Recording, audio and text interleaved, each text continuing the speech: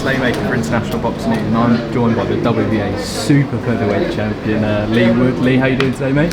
Good, mate. Feeling good. Time's ticking down to just under the last 3 weeks to go. Everything's on track. Perfect, mate. And also, obviously, this fight. Before we get onto the fight, obviously, it was scheduled to take place last year. Injury occurred. How is the recovery going from that injury? All good? Honestly, it was the tiniest tear right next to a nerve in my arm. I tried to recover. I tried to rest it and recover. Gave it 3 days. Tried to spar. Felt good. Got 3 or 4 rounds in. By round 6, 7, my arm was normal. It was so frustrating. It wasn't an injury which could take a long time to recover, but it was just the timing of the injury. 3 weeks before the fight, I just couldn't do it. So frustrating. But in the same breath, I'm preparing for the same fight since, and I'm extremely confident going into this fight, having that bit longer time frame and getting used to what I need to do and the drills, the sparring. So maybe it's a blessing in disguise.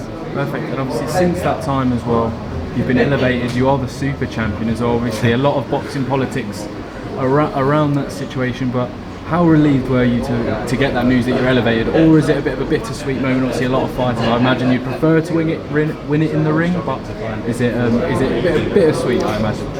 It didn't really make any difference to me. When I won the world title back in August 21, I was world champion. It didn't really make any difference to me.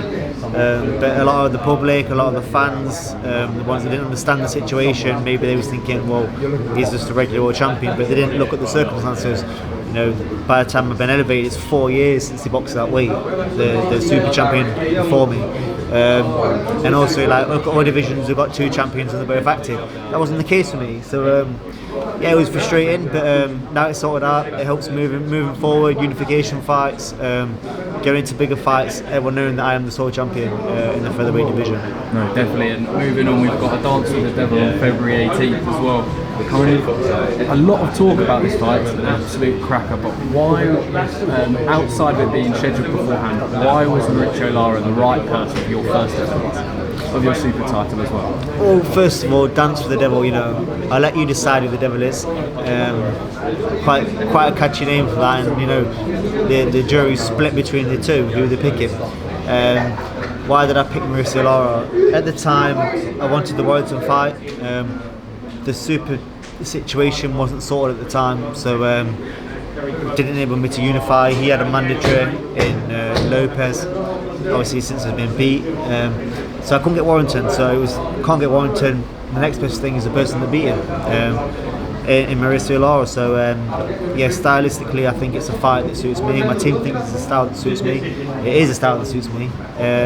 Without giving too much away, it's going to make for a great fight, an exciting fight, and one that I'll be victorious in. Definitely, and the fight is in Nottingham as well. How important is it for you? Not only obviously you can fight in Nottingham, but also Nicola Vaz, I was talking to him as well. I think there's a bit of history between yourself, Carl Froch, and then Nico, all training at the same amateur gym at different points in time, all with Matchroom at different points in time as well. How important is it not only to have that fight in Nottingham, but also kind of have a part of that Nottingham contingent on the card as well?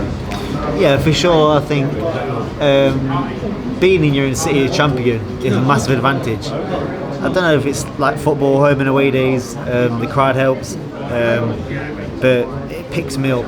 It literally picked me up off the canvas in my last fight. Having the people there's no way I was getting beat, and it's just something else being at home. The Nottingham crowd is unlike anywhere else. It's a bold statement, but we've been outside the top flight, for example, in the football for such a long time, but we've still been racking up their massive attendances. We're back in the Premier League. We haven't got the biggest stadium, but we've got the best atmosphere, one of the best atmospheres in the whole league. And that's because the Nottingham support behind our local teams, sports individuals, it's just immense. And you're going to hear it on February 18th again. Definitely as well. And, you mentioned kind of you let the fans decide who the dancer with the devil is. Is it yourself or is it Lara as well? But me and my brother have noticed it on our page. You've liked a lot of people who have said Leigh's going to get knocked out. You're going to get knocked out.